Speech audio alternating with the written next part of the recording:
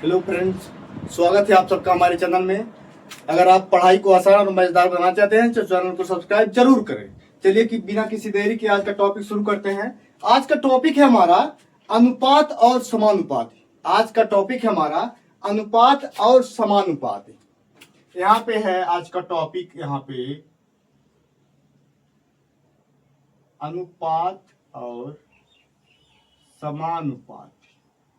समानुपात, ठीक है। यहाँ पे देखिएगा जो है यहाँ पे हम पहले पढ़ेंगे, सबसे पहले हम पढ़ेंगे अनुपात। सबसे पहले पढ़ेंगे हम अनुपात। अनुपात हम पढ़ेंगे यहाँ पे अनुपात। अब यहाँ पे अनुपात का जो है अब क्वेश्चन देख लेंगे। नहीं, सबसे पहले जो है परिभाषा पढ़ लेते हैं अनुपात का। तो अनुपात का क्या होता है? जब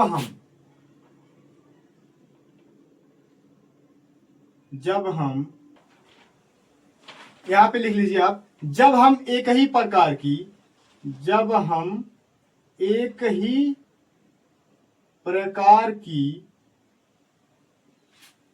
की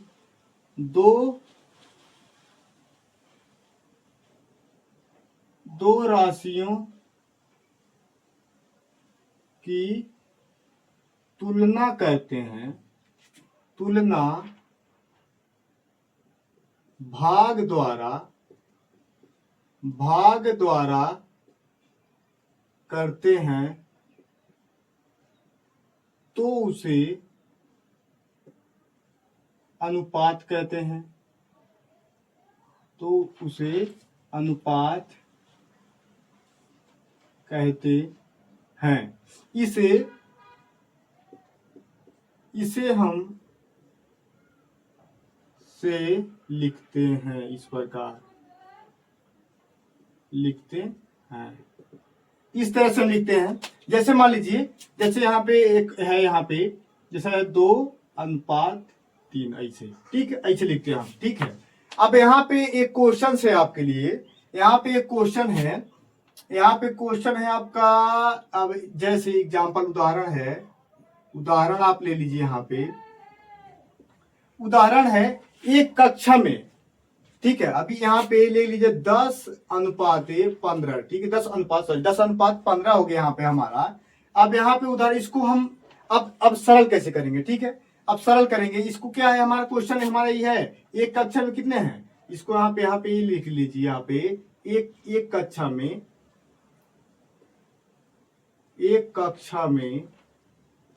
कक्षा में कितने हैं लड़के? 10, लड़कियां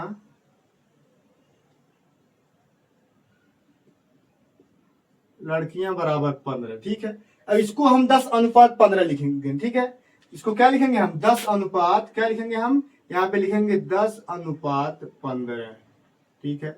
इसको सरल कैसे करेंगे? इसको सरल कैसे करेंगे? यहाँ पे जिस प्रकार से हम भिन्न को सरल करते हैं, उसी प्रकार से हम अनुपात को भी क्या करते हैं? सरल करते हैं। जिस प्रकार से हम भिन्न को सरल करते हैं, उसी प्रकार से हम अनुपात को भी सरल करते हैं। अब अनुपात को सरल कैसे करेंगे? हम यहाँ पे देखिएगा, जब 10:15 है तो सबसे पहले इसका क्या करेंगे हम? सबसे पहले इसका हम एचसीएफ ज्ञात करेंगे। क्या करेंगे हम? एचसीएफ ज्ञात करेंगे। चलिए एचसीएफ यहाँ पे ज्ञात करते हैं हम। तो 10 और 15 का जब हम एचसीएफ ज्ञात करेंगे तो हमको क्या मिल जाएगा? आपको हम बताए हैं कि आपको पता ही होगा जो है 10 और 15 का एचसीएफ क्या होगा। 10 और 15 का एचसीएफ सबसे पहले क्या करेंगे? दोनों का हम अपवर्तक ज्ञात करेंगे। दोनों का अपवर्तक ज्ञात करने के बाद हम क्या करेंगे? समान अपवर्तक ज्ञात करेंगे। पहले समान अपवर्तक हम लिखेंगे। उस समान अपवर्तक में सबसे बड़ा जो समान अपवर्तक होता है, जो सबसे बड़ा होता है, वही हमारा क्या होता है? एचसीएफ होता है। वही हमारा उन संख्याओं का एचसीएफ माना जाता है। तो 10 और 15 का एचसीएफ क्या होगा? 15 होगा। अब 5 होगा। 5 से अब क्या होगा? 5 से 10 भी कट जाएगा हमारा, 15 भी कटेगा, ठीक है। उसके बाद हमारी कोई संख्या नहीं कटेगी। अब यहाँ पे क्या करिएगा? भाग कर क्या करते हैं हम? अब यहाँ पे क्या करिएगा? 10 और 15 का एचसीएफ बराबर कितना होगा? 10 और 15 का एचसीएफ हमारा हो जाएगा 5। अब क्या करिएगा, 5 से हम क्या करेंगे, हम भाग करेंगे, 10 भागा कर देंगे 5, अनुपात बनाएंगे यहाँ पे। अब 15 भागा क्या कर देंगे, 5 कर देंगे। ठीक है, अब क्या करिएगा यहाँ पे, अब यहाँ पे हो जाएगा हमारा, यहाँ पे 5 इस तरह से बना दे रहे हैं, ठीक है, नहीं तो जो है, ठीक है। अब यहाँ पे क्या हो जाएगा हमारा, अब भाग करिए, भाग करेंगे कितना हमको मिल जाएगा, 2 मिल जाएगा। ठीक है, अब यहाँ पे 5 3 कितना हो जाएगा हमारा 15, कितना मिल गया हमको अनुपात, सरल करने पे हमको मिल गया अनुपात 2:3 मिल गया हमको। ठीक है, बहुत ही आसान है दोस्तों, एक बार समझने का प्रयास करिएगा, बहुत ही आसान है। हम आपको बहुत ही आसान भाषा में समझा रहे हैं। अब उदाहरण आप यहाँ पे दूसरा देख लीजिए। अब यहाँ पे दूसरा उदाहरण क्या है, दूसरा उदाहरण आप ले लीजिए, जैसे मान लीजिए पेन कितना है, पेन हमारा है, पेन बराबर हमारा 8 है। ठीक है, पेंसिल कितना है, पेंसिल, पेंसिल आप ले लीजिए बराबर 12 कर दीजिए। ठीक है, अब इसको हम क्या करेंगे, अब इसको हम इस तरह से लिखेंगे, इसको हम 8:12 लिखेंगे। ठीक है, 8:12 लिख देंगे। अब हम क्या करेंगे, इसको हम सरल करेंगे, इसको क्या करेंगे, हम सरल करेंगे। जब हम सरल करेंगे तो करेंगे, यहाँ पे लिखेंगे 8 और 12 का एचसीएफ, 8 और 12 का एचसीएफ क्या होगा हमारा, 8 और 12 का एचसीएफ कितना हो जाएगा हमारा। अब देखिए, अब इसका जो है पहले सबसे पहले अपवर्तक ज्ञात करिएगा।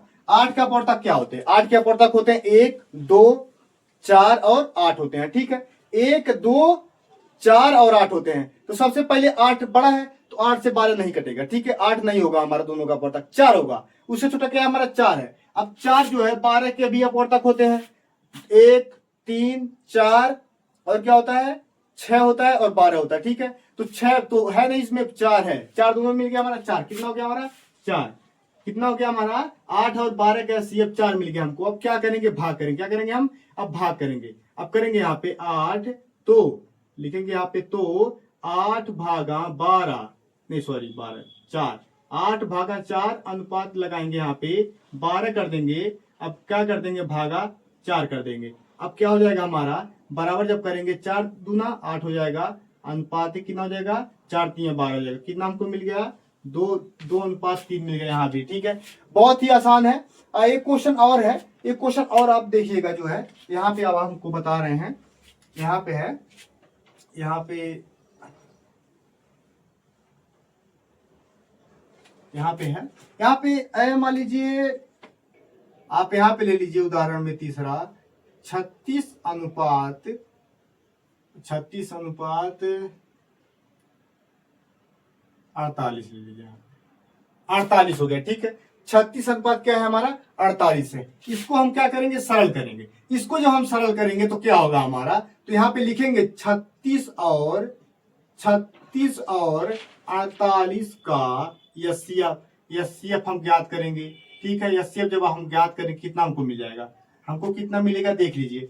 यहाँ पे 36 और 48 का जब हम एचसीएफ ज्ञात करेंगे तो क्या होगा, हम आपको जो है इसके पहले अगर आप इसके अपवर्तक ज्ञात करेंगे डायरेक्ट तो भी सही है, अगर आप अपवर्तक नहीं ज्ञात करना चाहते हैं तो एचसीएफ ज्ञात कर लीजिए। एचसीएफ ज्ञात करने का तरीका हम आपको बताए थे, यहाँ पे आप ज्ञात कर लीजिए कितना हो गया हमारा 36 और 48 का एचसीएफ ज्ञात करिएगा तो क्या होगा। अब ये किससे कटेगा, एक संख्या बड़ी संख्या लीजिए, यहाँ पे किससे कट जाएगा, अब किससे कट जाएगा, 12 24 12 3 36, हाँ यहाँ पे हो जाएगा आप जो है आप 36, अब पहले ले लीजिए आप जो है 4। ठीक है, 4 से भी कर सकते हैं और डायरेक्ट 12 से भी कर सकते हैं, 4 9 36 हो जाएगा। अब यहाँ पे 4 कम 4 दूनी 8 12 चौक 48 हो गया। अब ये किससे कटेगा, ये सिर्फ 3 से कटेगा, 3 3 9 3 चौक 12, किसी से नहीं कटेगा, 3 गुणे 4 कर दीजिए, 4 गुणे 3 कर देंगे, हमारा कितना मिल जाएगा 12 मिल जाएगा, कितना मिलेगा 12। डायरेक्ट 12 से भी आप कर सकते हैं, 12 3 36 12 चौक 48, कितना हमको मिल गया 12 मिल गया, कितना हमको मिल गया, हमको 12 मिल गया। अब हम क्या करेंगे, अब हम क्या करेंगे, भाग करेंगे। तो यहाँ पे क्या करेंगे, भाग करेंगे, इसमें 36 भागा करेंगे 12 और यहाँ पे अनुपात लगा देंगे 48 भागा क्या कर देंगे हम 12 कर देंगे। ठीक है, 12 से भाग करेंगे। अब क्या होगा, 12 दूनी 24 12 3 36 3 हमको मिल गया, अनुपात लगा देंगे। अब यहाँ पे 12 चौक 48 हुआ, कितना हमको मिल गया 3:4 मिले। 36 और 48 का अनुपात हमको कितना मिल गया, 3 और 4 मिल गया। यही है दोस्तों अनुपात, बहुत ही आसान है, एक बार आप ध्यान से देखिएगा, जो है आप वीडियो में शुरू से लास्ट तक बने रहिए, आपको बहुत ही आसान तरीके से समझ में आ जाएगा, बहुत जल्दी आप समझ जाएंगे, फिर कभी आप भूलेंगे नहीं। जो है अब हम पढ़ेंगे समानुपात। अब हम क्या पढ़ेंगे? समानुपात। चलिए हम यहाँ पे पढ़ते हैं समानुपात। 1 मिनट का समय दीजिए। जो है यहाँ पे समानुपात देख लीजिए, ठीक है। समानुपात यहाँ पढ़ेंगे। समानुपात का परिभाषा क्या होता है? जब दो अनुपात बराबर होते हैं तो उसे समानुपात कहते हैं। समानुपात कहते हैं। क्या कहते हैं? समानुपात कहते हैं। जब दो अनुपात क्या होते हैं? बराबर होते हैं तो उसे समानुपात कहते हैं। इसे हम इस तरह से लिखते हैं।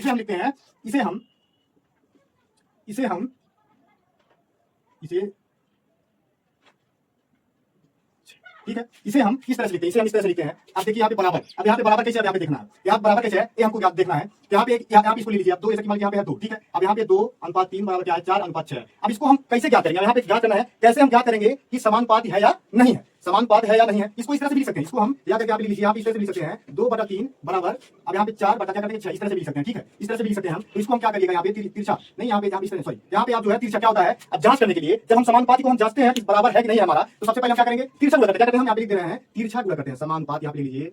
समानुपात जांचने के लिए